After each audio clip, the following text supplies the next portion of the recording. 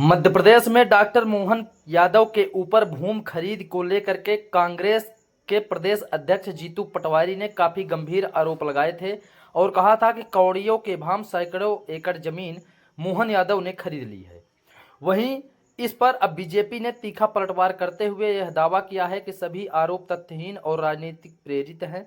Party नेताओं का कहना है कि जिन जमीनों को लेकर सवाल उठाए जा रहे हैं उनकी जमीन खरीद संबंधित विकास योजनाओं के मास्टर प्लान लागू होने से पहले की गई थी। बीजेपी ने दस्तावेजों के आधार पर आरोपों को खारिज करते हुए कहा कि किसी प्रकार की अनियमितता या खुद पद के दुरुपयोग का प्रमाण सामने नहीं आया है। बीजेपी का आरोप है कि कांग्रेस विकास और जनसमर्थन के मुद्दों पर मुकाबला नहीं कर पाने के कारण मुख्यमंत्री की छवि धूमिल करने की कोशिश कर रही है। वहीं पार्टी प्रवक्ताओं ने कहा कि तथ्यों और रिकॉर्ड के सामने आने के बाद कांग्रेस के आरोप कमजोर पड़ गए हैं। बीजेपी प्रदेश अध्यक्ष हेमंत खंडेलवाल ने यह दावा किया है कि मुख्यमंत्री के खिलाफ चलाया गया कथित अभियान पूरी तरह से विफल साबित हुआ है और जनता अब आरोपों तथा वास्तविक तथ्यों के बीच का अंतर समझ चुकी है। पार्टी ने कांग्रेस से बिना प्रमाण के आरोप लगाने के बजाय ठोस सबूत प्रस्तुत करने की मांग की है। वहीं हेमंत खंडेलवाल का भी इस पूरे मामले को लेकर के बयान सामने आया है। आज कांग्रेस पार्टी के द्वारा हमारे लोकप्रिय मुख्यमंत्री मोहन यादव जी पे जो एक आरोप लगाए गए वो पूरी तरह गलत है। भ्रम की स्थिति पैदा करने का प्रयास कांग्रेस और उनके नेताओं के द्वारा किया जा रहा है। मैं समझता हूं कि इसमें बिल्कुल भी सच्चाई नहीं है। मैं बताना चाहता हूं कि हमारे मुख्यमंत्री के द्वारा जो 2023 में जो नामांकन उन्होंने दाखिल किया था उस स्थिति में उनके पास 17 एकड़ की जो जमीन थी, जो आज उसमें कुछ भी परिवर्तन नहीं हुआ और वो 17 एकड़ की जमीन थी। उनकी पत्नी सीमा यादव के नाम से 12.29 एकड़ की जो जमीन थी, इसमें भी 2026 में कोई परिवर्तन नहीं हुआ।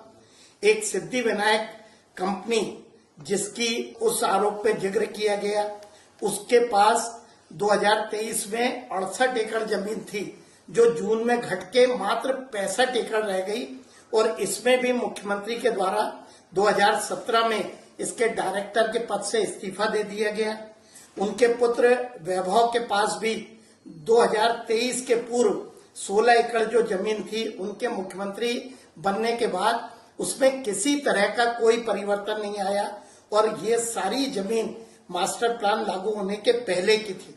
उनकी पुत्रवधू जिसकी अभी विवाह हुआ है, शालिनी यादव के द्वारा जरूर 10 एकड़ की कृषि भूमि खरीदी गई जो कि विकसित जो मास्टर प्लान एरिया है उसके बाहर की थी। जो रिश्तेदारों का जिक्र उस आरोप पे किया गया है वो पूरी तरह से गलत है। मुख्यमंत्री और उनके परिवार का कोई उससे लेना देना नहीं है। उनके रिश्तेदार, उनका अपना स्वतंत्र अस्तित्व है, लेकिन मेरी जानकारी में यह आया है कि उनपे भी जो आरोप लगाए गए रिश्तेदारों पे, उसमें भी जो तथ्य दिए गए हैं वो पूरे गलत है। मेरी जानकारी में बताया गया है कि वे भी उस पर अपना स्टैंड लेंगे और जो उन्हें कार्रवाई करना है वे करेंगे। किसी लोकप्रिय मुख्यमंत्री को जिसके द्वारा प्रदेश के विकास में लगातार काम किया जा रहा है, इस प्रदेश को विकसित बनाने का काम किया जा रहा है, चाहे किसानों की बात करें, चाहे इंडस्ट्रियल प्रोग्रेस की बात करें, इस प्रदेश को, मध्य प्रदेश को इस देश के सबसे विकसित राज्यों में ले जाने का काम हमारे जो लोकप्रिय मुख्यमंत्री मोहन यादव जी कर रहे हैं। उनके खिलाफ एक षड्यंत्र का काम कांग्रेस पार्टी कर रही है।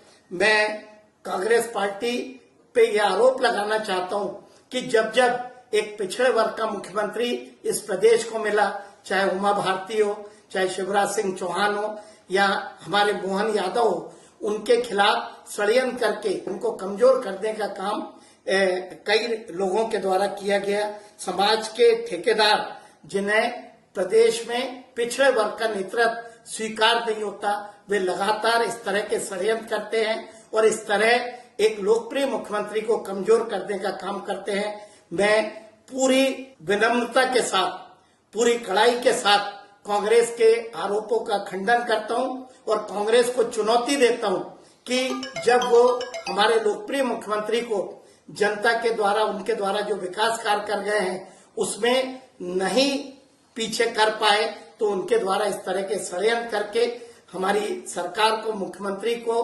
कमजोर करने का काम किया जा रहा है, जिसे इस प्रदेश की जनता कतई बर्दाश्त नहीं करेगी।